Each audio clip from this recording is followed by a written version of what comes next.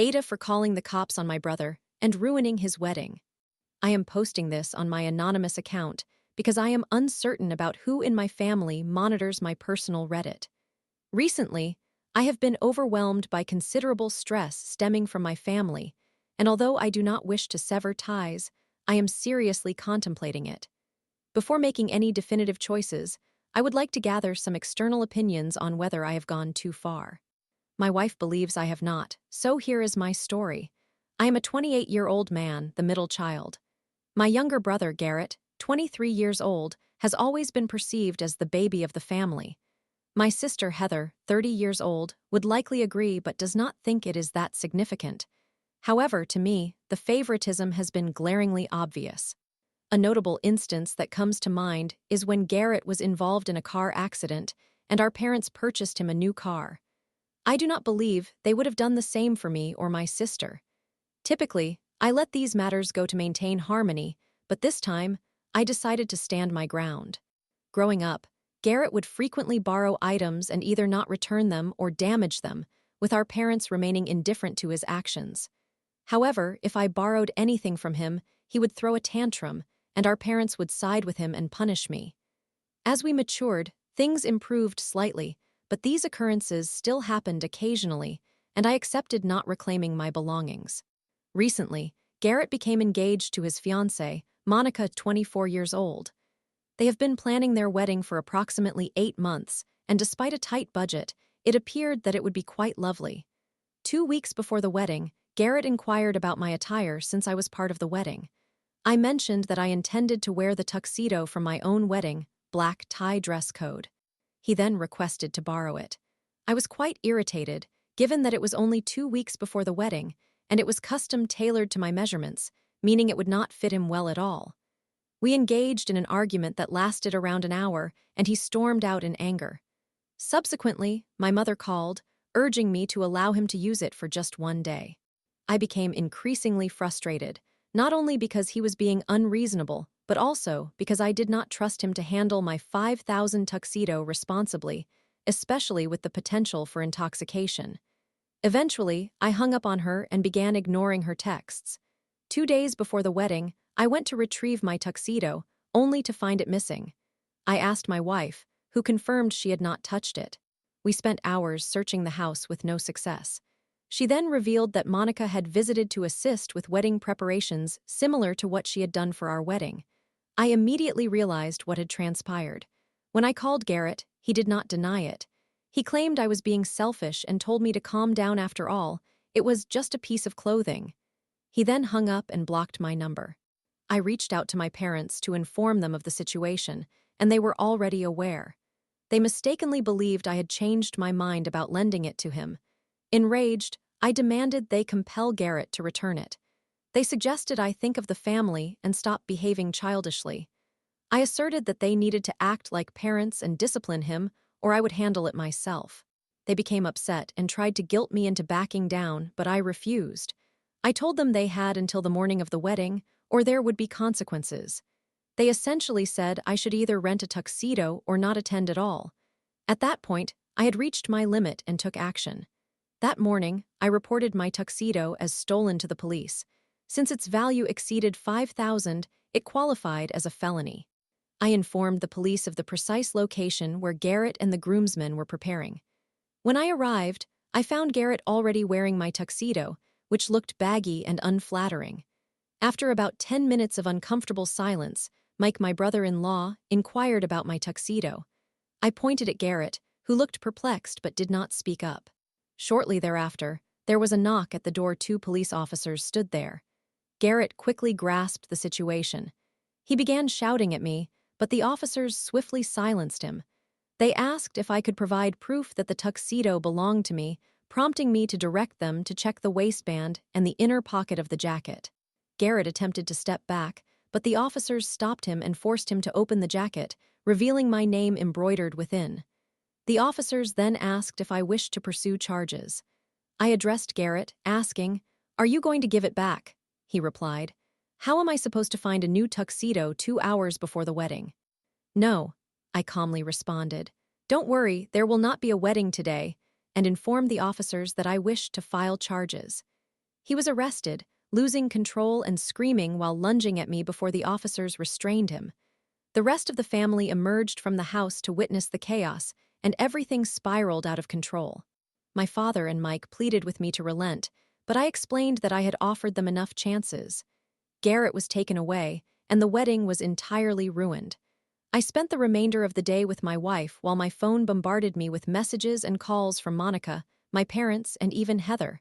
I simply switched my phone off. On Tuesday, I finally retrieved my tuxedo from the police. I thought the matter had been resolved, and the calls and messages even subsided. However, yesterday, I was served with a lawsuit. It appears Garrett and Monica are suing me for the financial losses incurred due to postponing the wedding. I find myself burdened with a lawsuit, my family outraged with me, and a sense of loneliness greater than before. Now, I am left to ponder, did I go too far? My family is completely divided, and I am seriously questioning if I should have approached this situation differently. Should I have simply allowed him to borrow the suit? I would appreciate any advice. Edit. I appreciate the valuable advice, everyone. I understand how my writing may come across as insincere. I am not the most articulate individual, but here are a few points that could corroborate my story or persuade others of my truth. 1. Yes, the tuxedo is valued at $5,000. I had to save for over a year to afford it, as the establishment where I obtained it specializes in fully custom apparel, with the base price for a 2-piece suit starting at a minimum of $1,500. This was a 3-piece suit, including shoes and custom embroidery. 2. I provided the police with the address to my parents' home, where the confrontation took place. 3. After reviewing comments regarding the lawsuit, I will consult my lawyer to determine if it is legitimate or simply a tactic by my family to intimidate me into dropping the charges or giving them the money they seek. 4. Again, I apologize for my lack of writing skill. Story 2. Aitah for creating a plan to hurt someone who is spreading pedophilic content. I would like to begin by stating that I will be omitting numerous details to protect my identity, as well as the identities of others. With that in mind, let us proceed. Allow me to illustrate the situation. I am part of a specific fandom surrounding a cartoon. This show has provided me with comfort during difficult times, featuring characters I wish I could befriend in real life. They bring me tranquility and joy, allowing me to forget the pressure of needing to seem better than I am and the relentless competition I often face. In other words, I can be myself and simply enjoy the experience, which is invaluable. However, as is true with many things in society, Rule 34 inevitably sexualizes everything, including my favorite show. I find this acceptable, as I do not object to individuals engaging in whatever activities they choose during their private time, and I must admit that I have also looked at certain images that I perhaps should not have. To deny that would be hypocritical. That is, until I come across tags related to pedophilia. Unfortunately, some of the characters depicted as children in the show become victims of this abhorrent behavior, illustrated by artists and perpetuated by those who appreciate the art they create. The issue only exacerbates as this behavior becomes increasingly normalized, regarded less as a twisted perversion and more as merely another fetish, like any other. While I could identify other fetishes, I consider morally unacceptable, pedophilic content stands as the most reprehensible. Those who object to endorsing such behavior are labeled as moral outcasts who should cease trying to dictate the actions of others. I believe individuals should have the freedom to engage in activities, provided they are morally justifiable. This I do not view as such. That being said, I want to focus on one specific character within this narrative. I will refer to him as the merchant, which aptly describes his role in selling merchandise of the aforementioned variety. He continues this practice online and even at conventions, which drives me to frustration. How can someone be comfortable depicting such young, vulnerable figures, whether real or fictional, in such a harmful manner? The most troubling aspect is that he considers it merely a preference, nothing more. After all, the characters are not real, so no one is being harmed, right? This question poses a challenge for me to answer. While most of it is indeed fictional, some artworks are produced with the assistance of artificial intelligence or even by exploiting real children through actual depictions of naked minors. I cannot ascertain how widespread this occurs, but the issue is not as clear-cut as they make it seem. Eventually, I formulated a plan, one which I have discussed with only a select few individuals. A convention is approaching, and I have devised a strategy. Though it may not be as intricate as I would prefer, I will outline it regardless. 1. Prior to the convention, ensure to park in an area devoid of cameras. I must conceal my vehicle's make, color, and license plate. This will assist me in the final stage. 2. Conceal my identity through cosplay. I will obscure my face, fingerprints, skin, and any distinguished visual traits that could lead to my identification. 3. Enter the venue hosting the convention and relish the festivities. I should not waste time in transit without participating. 4. After a certain period, I will begin inquiring if anyone knows the merchant's whereabouts or if I might spot him while wandering. For context, he dons a distinctive jacket filled with pockets, presumably to hide his artwork. 5. Approach the merchant and find a secluded area to initiate a discussion with him. 6. Once we are alone, I will reveal my intentions and threaten him to cease this behavior immediately. Regardless of whether he responds affirmatively or negatively, it is irrelevant. I will begin physically confronting him, preferably while covering his mouth to avoid drawing attention. I need him to comprehend that his actions have negative repercussions, and that if he persists, especially in a somewhat public environment, he will be targeted. I do not expect him to cease, even after my assault, but at the very least, it represents a first step. 7. Exit the venue and return to where I parked my car. I should not attract attention, so there is no reason to believe I will be stopped. 8. I am uncertain about my next steps after this. Likely, I will just return home and await next year's convention. I am unsure if the merchant will speak out, but I cannot take that risk.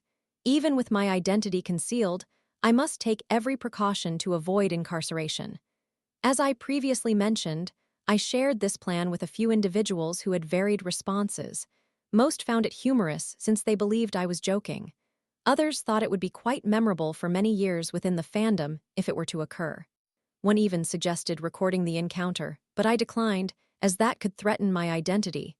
This was not an act of public humiliation, it was merely a warning to halt such actions. Finally, some felt that my intended actions, if real, were completely and utterly insane. While this small group shared my disdain for these covert pedophiles, they argued that technically, they were not causing harm to anyone. A victimless crime, as one termed it. Additionally, another individual stated that my plan sounded ludicrous, as it was risky and would likely lead to my arrest or worse.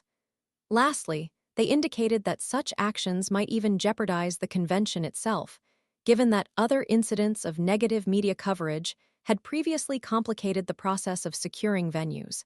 If I were to proceed, there is a chance another convention might not occur for quite some time, possibly even leading to the cancellation of the current one if people feel unsafe after any news of someone being assaulted near the convention site. Ultimately, I engaged in a shouting match with one person, and we exchanged insults. He claimed that I was merely an opportunistic individual seeking a cause to champion, and that my self-righteousness would ultimately lead to my downfall. That last comment prompted considerable reflection. I believe he has my best interests in mind, but I am uncertain about my feelings. I am convinced that I can effect change, even in a small capacity, something I have struggled with throughout my life. Correcting this injustice would bring me a sense of fulfillment. However, am I pursuing this for the right reasons? Will this genuinely lead to any meaningful change, or is it merely a desperate attempt at vigilante justice to alleviate my sense of powerlessness? Perhaps he is correct, or perhaps he is overthinking the situation. I am not sure, and thus I present to you all the million-dollar question. Am I the insane asshole? Story 3. I am 22, have hit rock bottom with my GF, F21, and I don't know where to go from here. Advice is appreciated. I adore my girlfriend. She is genuinely such a kind-hearted individual. However, I find myself continually nearing my breaking point. To provide some background, my girlfriend and I are enrolled in the same college course. We met there, became close friends during our second year, and began dating in March 2024 at the end of that year. Our relationship has been wonderful, and this is my first romantic involvement. I previously felt unworthy of a relationship, but she changed my perspective and my life.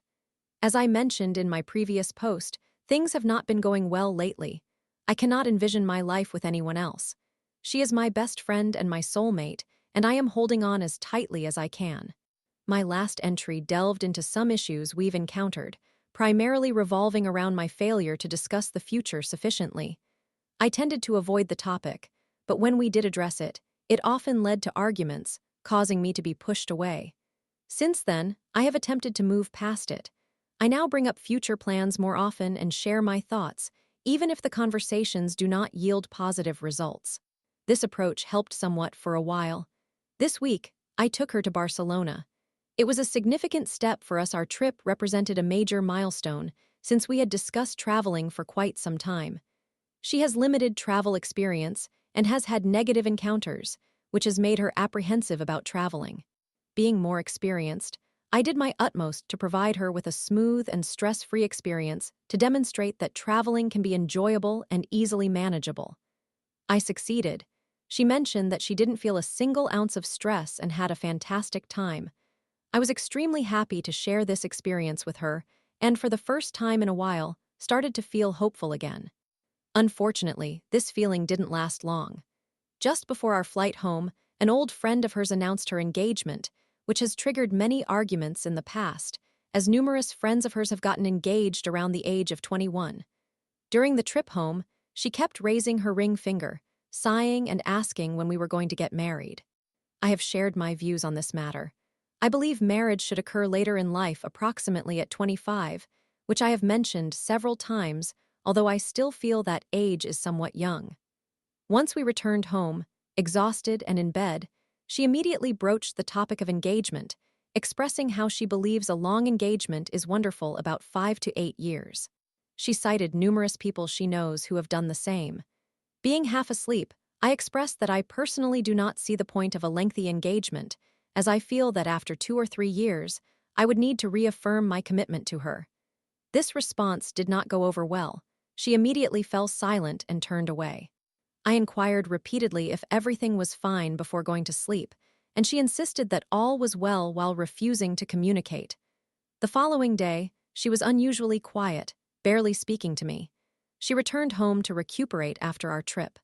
I texted her throughout the day, sharing stories and discussing our vacation, but 90% of my messages received one-word replies like okay, no, HM, and nothing else. Again, I asked numerous times if something was wrong. This continued for 2 days, and I sensed that she was distancing herself from me, as she tends to do when she is upset. Eventually, a day later, she informed me that I was incredibly rude and that she desires someone who loves her as much as she loves me. We argued, and I explained my reasoning, but she dismissed my explanations, stating she no longer wants to discuss it because she is tired of having the same conversation. The next day brought more disagreements. We have frequently argued about living arrangements and our future. We live 2 hours apart, which feels considerable in our country. I have expressed that I do not wish to relocate to her area and believe she should come to my city, which may seem selfish, yet I have presented my reasons countless times. She resides in a rather unsafe and unhealthy region. Hard drugs are highly prevalent, and she has shared numerous stories of people being assaulted or nearly killed without cause. She has herself been a victim multiple times. I have even come close to witnessing a murder over a mere 300 debt. Besides that, her home environment is unhealthy. She sends me numerous messages daily about her disdain for her family and living situation. Her therapist has advised her to leave as soon as possible, as her mother constantly yells at her, and her father recently suggested that she would be better off elsewhere. In contrast, my home is much more peaceful. We can come and go as we wish, have our own spacious living area, and enjoy safe access to the city center. I have reiterated these reasons countless times, but she becomes frustrated whenever I do. Just today, after being yelled at by her parents, she stated that she wants to move out. I told her she is always welcome to live with me, which I have mentioned many times, but she essentially said she wants nothing to do with me. It feels as if she is intentionally trying to hurt me by asserting things like, "I will never move to where you live. You would never come here, so why should I move to you? Even after I explained my perspective, she responded with, Ugh, I wish I had a friend to move in with, like a roommate, so I could do long distance for life, which deeply wounds me after I have opened my arms to her multiple times. I am at a loss regarding what to do next. I have tried repeatedly. All I want is what is best for her. That is why I sought to help her with travel and provide her with a safe environment where she does not feel as if she is walking on eggshells in her own home, to offer her more opportunities and generally a secure place to live. I have made significant efforts, such as driving 2 hours midweek to help her rest, showering her with compliments, sending her countless surprise flowers, demonstrating my love for her, reassuring her that she is the most beautiful girl in the world, and doing small things like surprise gift baskets while putting in a great effort for Christmas and her birthday, as well as trying to connect with her family. However, despite all that I have done, I feel utterly depleted to the point that other aspects of my life are suffering. I am beginning to struggle in college and hardly communicate with my family. I am simply not doing well. All I want is her, yet it seems that with every effort, she slips further away. Where do I even go from here?